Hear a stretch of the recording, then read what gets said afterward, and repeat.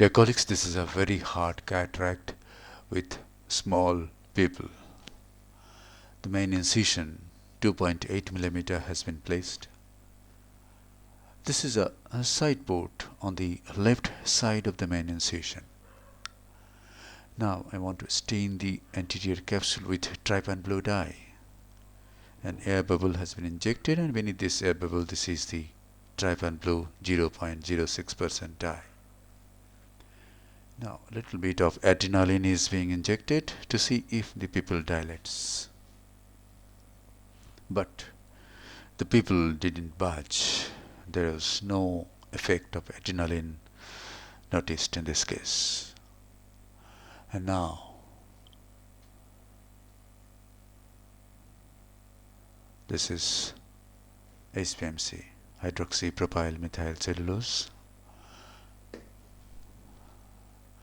One more side port is made on the right side of the main incision. And now I am going to do capsulorhexis. I incise the capsule with a 26 gauge bent needle and raise a nice big capsular tag. I hold this tag with a utrata forceps. Here goes the utrata forceps. And since the pupil is not much dilated, I go along the border of the pupil and sometimes beyond the pupil to get an adequate sized rhexis.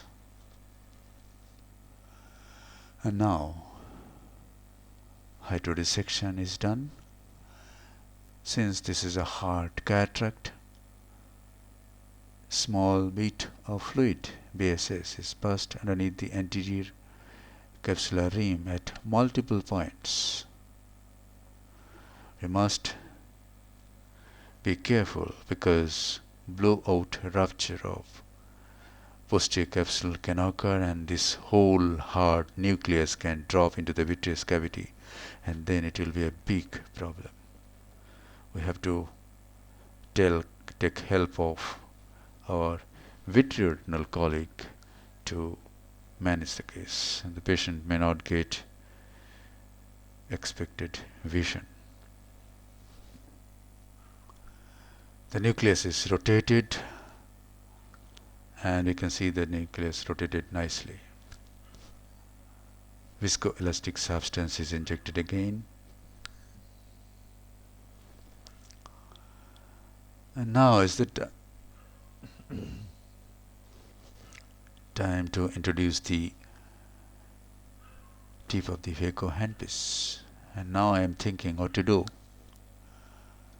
Since this is a hard cataract, I am sure during chopping, during emulsification, this pupil will become smaller.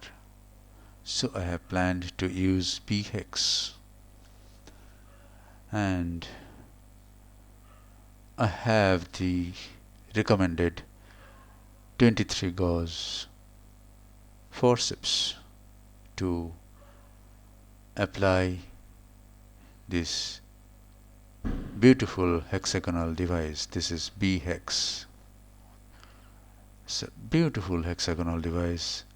As I do surgery, you will realize that this is an excellent device. Hold the device at any point with the 23 gauge forceps and just take it into the anterior chamber totally. Now place on flange underneath the iris, that is tuck on flange underneath the iris. If the device is totally in the anterior chamber, it is not difficult to tuck this flange. Now here I am struggling to see this flange, and not actually, it has gone near the anterior chamber angle, and this patient has got, you can see, a thick white arcus senilis. and I'm not able to see it nicely. So after struggling for few seconds, I have been able to hold one point. Not yet. I have not yet been able to hold it on point, but after struggling for some time, okay, I have been able to tuck that, and this is what happened. This first plans which I tucked, it came out. So I tucked it again. Now I go through the left side port, and I could tuck these flange easily because I could see it. And now see, the pupil has taken hexagonal shape, beautiful hexagonal shape. This device has been invented by my friend Dr. Suven Bhattacharjee, and he has invented this in his home lab, in a small room in his home. That's the great thing. Now have this management of this heart nucleus is becoming much easier. What I'm doing is I'm making a crater and debulking the hard portion of the nucleus. I'm rotating the nucleus and debulking so that a big crater is formed at the center of the nucleus. Dear colleagues, we must be very patient in such hard cataracts. Nuclear sclerosis of this cataract could be about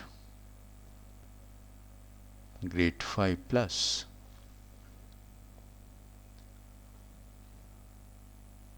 I am going on sculpting so that I can make a big crater, and this is being done in phaco on mode, where the power, in this case ultrasonic energy, is 90%, flow rate is 25, and vacuum is 50 millimeter of mercury. Now I have gone to phaco 2 mode and am trying to chop. This is the, and you can see that the nucleus is getting chopped quite easily now. But the fragments are not getting separated. They are joined firmly at the leathery posterior plate.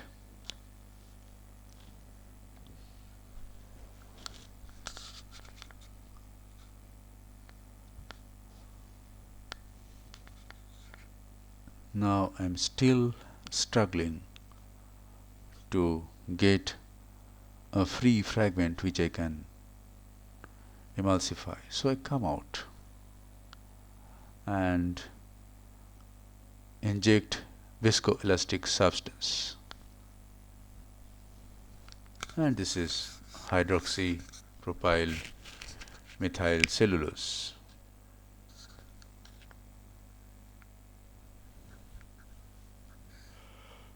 Now I am using two instruments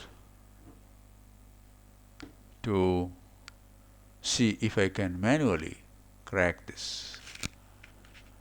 But in this case, yes, I have got a crack here, but it didn't go from one side to the other side. So I gave up. But I have to do this case somehow.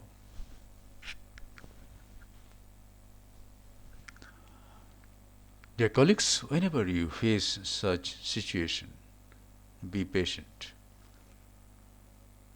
Have patience, have more patience, and still more patience. If you can't divide the nucleus into two halves, even then you have to manage this. So what I do is I go again into the anterior chamber, and this time my policy is to trim and win. Trim the periphery of this leathery cataract and keep the central plate intact.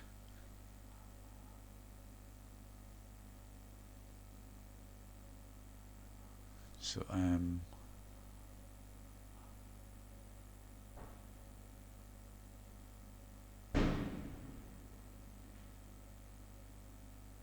yes, I've got an edge of this fragment, and here it is.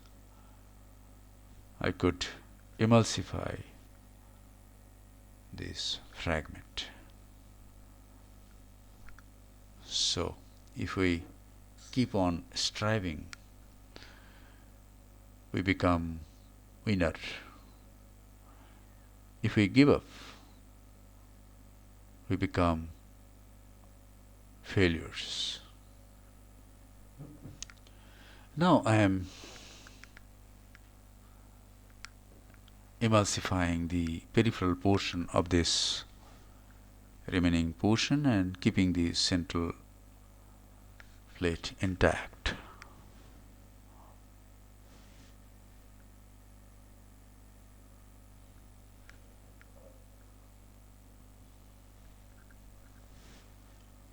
Viscoelastic substance has been injected again.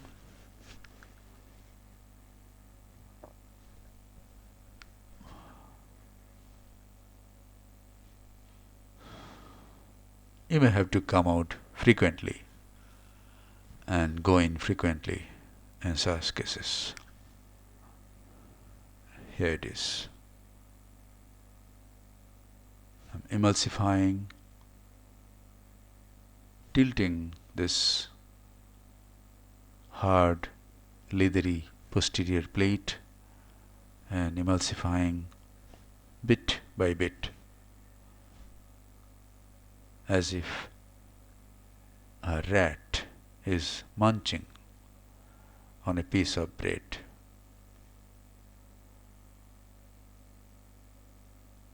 Again I come out. Inject visco again.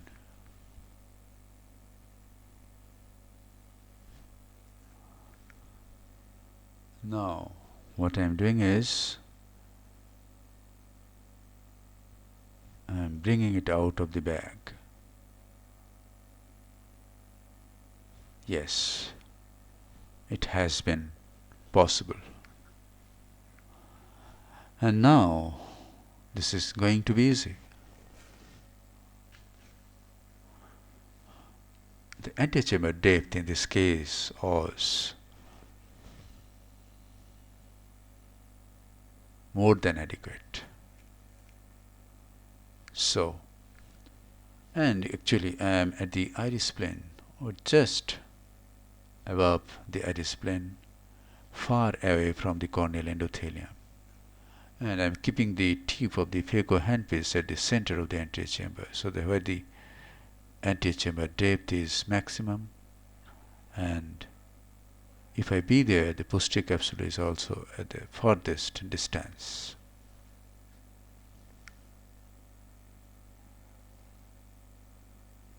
So the hard nucleus has been conquered, and this is a portion of the epinucleus.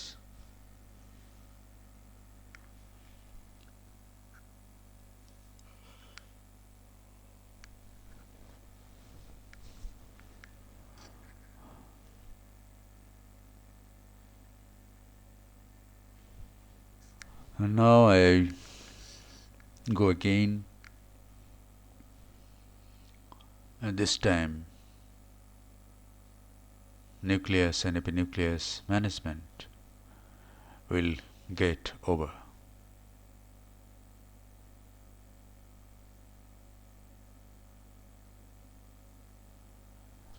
In conferences, nobody gets so much time to share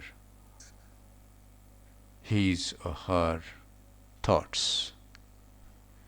Here I am free to share my thoughts, and it is up to you whether you have time or not to watch this. So, this is a nice technology to share our skills. Whoever wants, he will go through it. Whoever doesn't want, he will just forward it or just omit it. So cortical cleanup has been being done with a Simcoe cannula, and it has been done nicely. Cortical cleanup can be done by bimanual irrigation aspiration also when the B-HEX is there, but in this case I opted for a 23 gauge Simcoe cannula. And now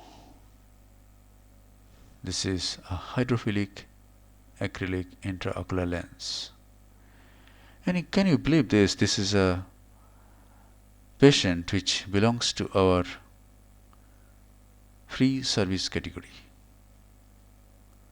and I am spending so much time because I want to give my best to the patient. Because if I do SICS, it is not going to be easy, and I want to explore my potential,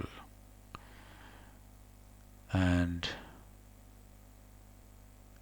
I find that it takes me to the next higher level. Now here I am increasing the B-HEX, and after it has been completely untucked, I am removing it. It's so easy to remove it. Just hold it at any point and pull it out. That's it. The lens is in place, the B-HEX is out. Just we have to clean the cortex and conclude the case. Dear colleagues, we must develop our surgical skills. My dream is to inspire you and share my tips and tricks with you. Nobody can make you a surgeon, only you can make yourself a great surgeon. You have to get inspired and strive and persist in your experiments, in your adopting new techniques. Be versatile, be more confident, be more safe. In this way, you can be a world-class surgeon. In this case, at present I am removing the viscoelastic substance by bimanual irrigation aspiration.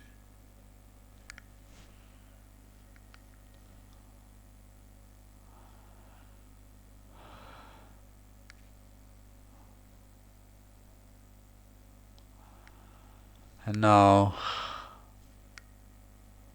these side ports are hydrated.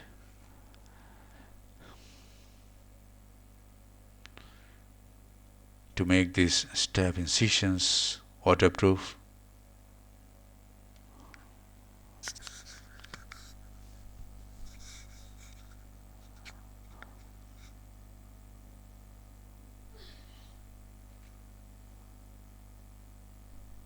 There was some ballooning of conjunctiva. I'm making some cuts so that this ballooning gets dissolved very fast. And this is the final lavage of anterior chamber. This surgery has been done by Leica 690 microscope, Orly cataracts easy phaco machine. Thank you very much for watching.